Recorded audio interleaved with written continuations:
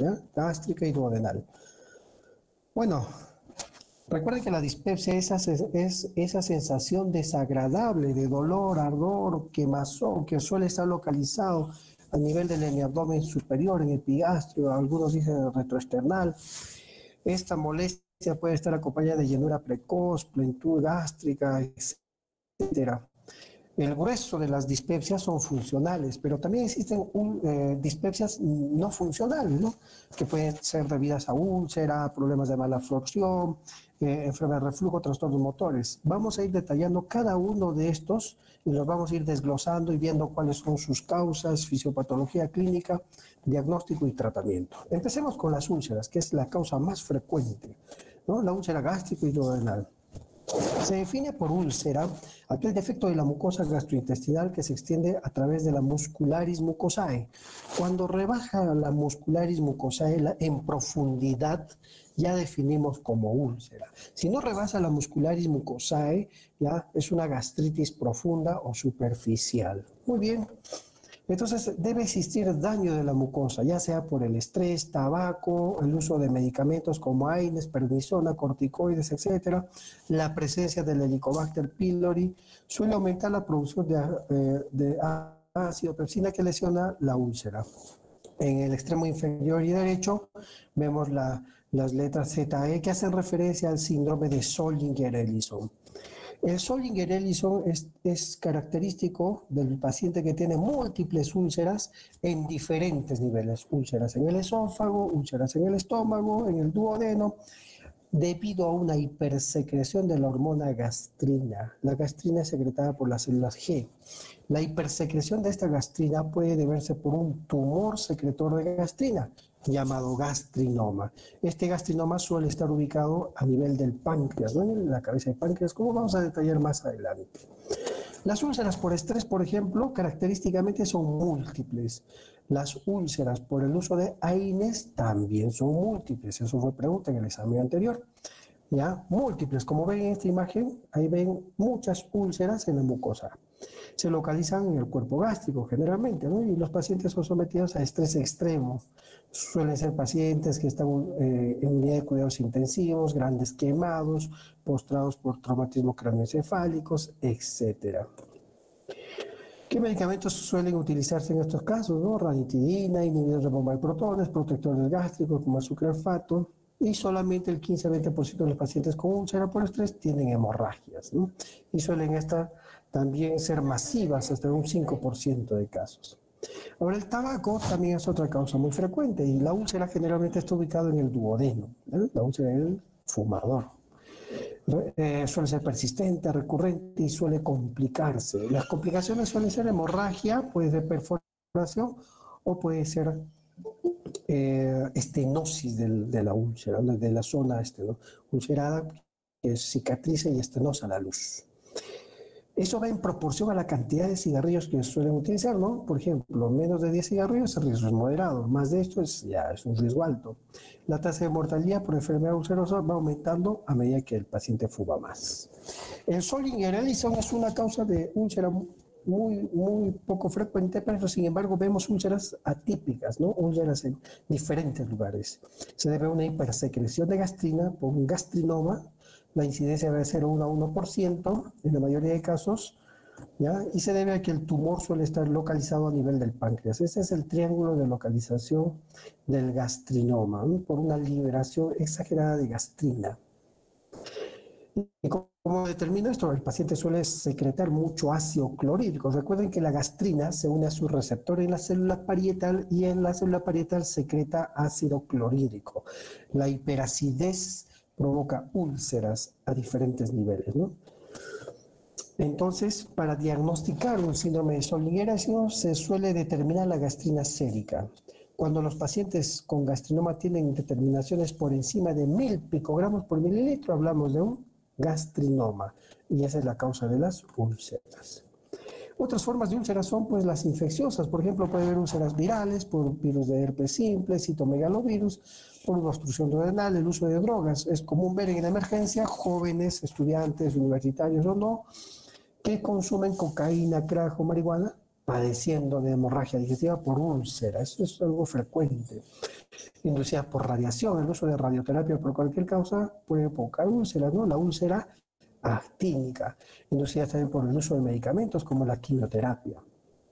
Entonces los padecimientos a nivel de la úlcera pueden ser duodenales, gástricos, el síndrome de Sol-Liguera-Edison. Es una enfermedad común, crónica y suele ser recurrente. Hay muchos factores etiológicos, factores exógenos, por ejemplo, el uso de AINES por cualquier indicación médica, por reumatología, traumatología, ¿no?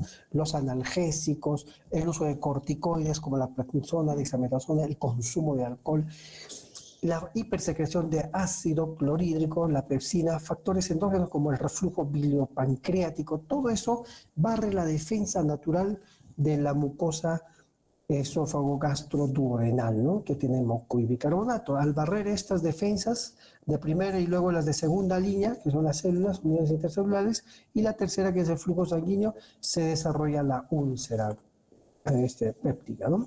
Entonces, para la fisiopatología intervienen muchas formas, ¿no? La presencia del Helicobacter pylori. Recuerden que el Helicobacter pylori es un bacilo gran negativo, microaerófilo, flagelado, espiralado, que contiene oxidasa, catalasa, ureasa, positivos.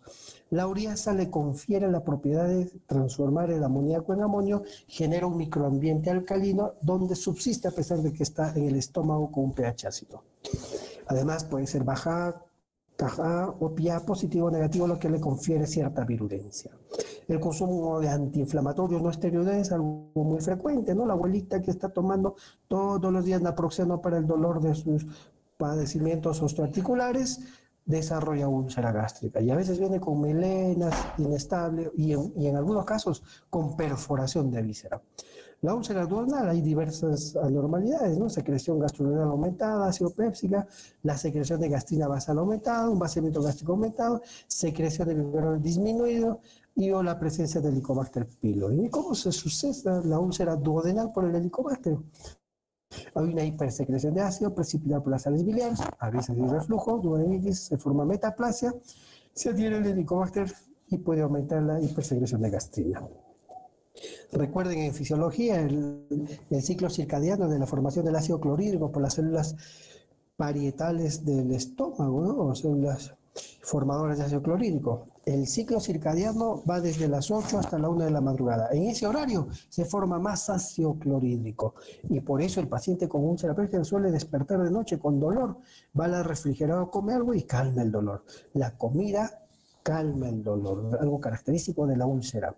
La comida cubre la úlcera y evita el contacto con el ácido clorhídrico. Esa es una explicación por la cual la hipersecreción ácida basal nocturna puede provocar dolor, ¿no? ¿Qué diferencias encontramos entre una úlcera gástrica y una duodenal? La edad avanzada, gástrica, media, úlcera duodenal. Generalmente en los jóvenes y adolescentes, duodenal, es muy frecuente. Las células parietales suelen estar más aumentadas en la duodenal, 10 a 20 veces.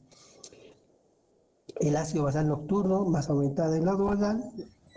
Las defensas de la mucosa en ambas situaciones suelen estar disminuidas.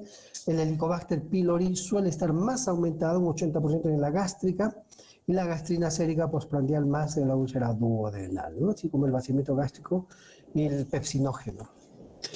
Veamos, en este cuadro vemos los posibles factores de riesgo. El uso de AINES, ya hemos mencionado, naproxeno, aspirinas, los pacientes usan muchos antiinflamatorios no esteroideos que pueden barrer con la barrera fisiológica relacionada a las prostaglandinas. El tabaco, ¿no? Está relacionada a la úlcera duodenal, el alcohol, ¿no? La dieta desordenada o el ayuno prolongado, factores psicológicos, ¿no? Pacientes muy ansiosos o deprimidos por hipersecreción ácida, depende también del tipo de personalidad. ¿Y cuál es la clínica de una úlcera péptica?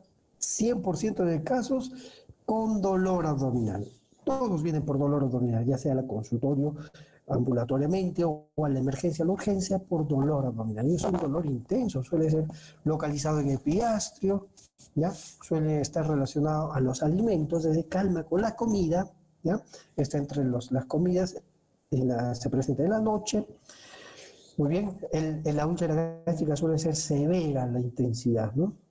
Y en la noche también se puede presentar con más Y recuerden que la úlcera puede sangrar, perforarse o estenosar la luz de la víscera comprometida. Por eso puede haber baja de peso, hematemesis, melena, náuseas, vómitos, etcétera.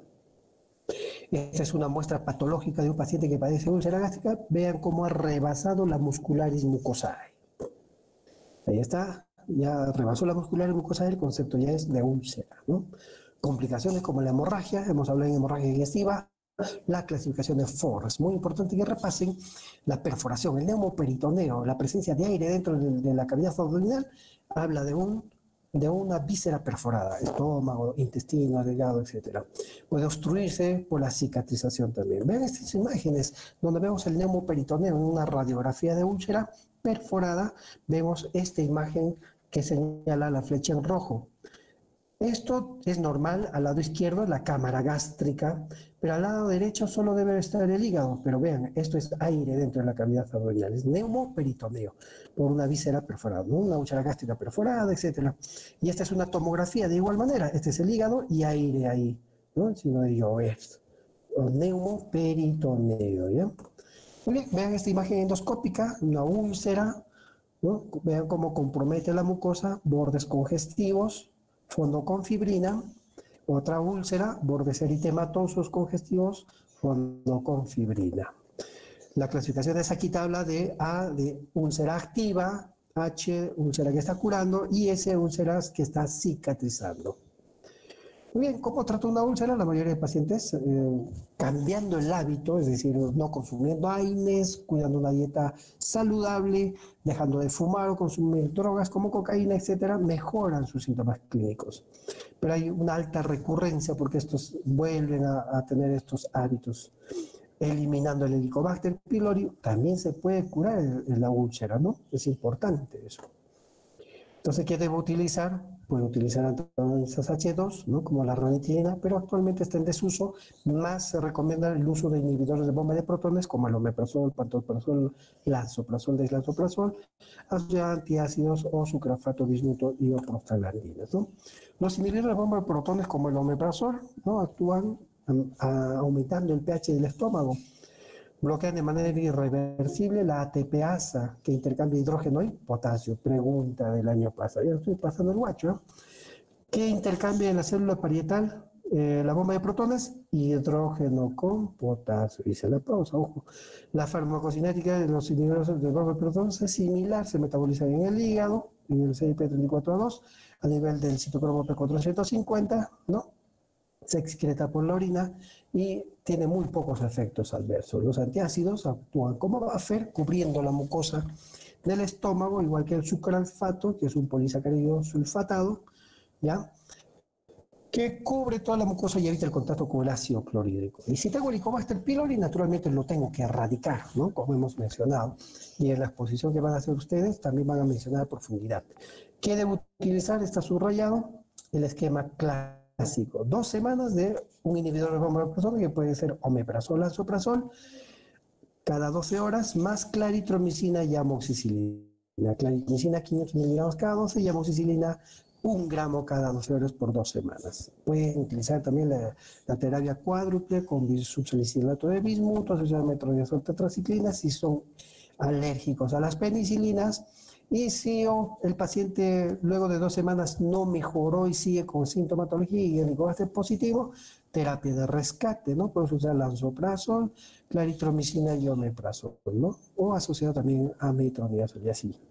Muy bien, chicos lindos, es un tema sencillo de aprender, no hay nada difícil. Les voy a mandar un poco de teoría para que puedan ampliar su información.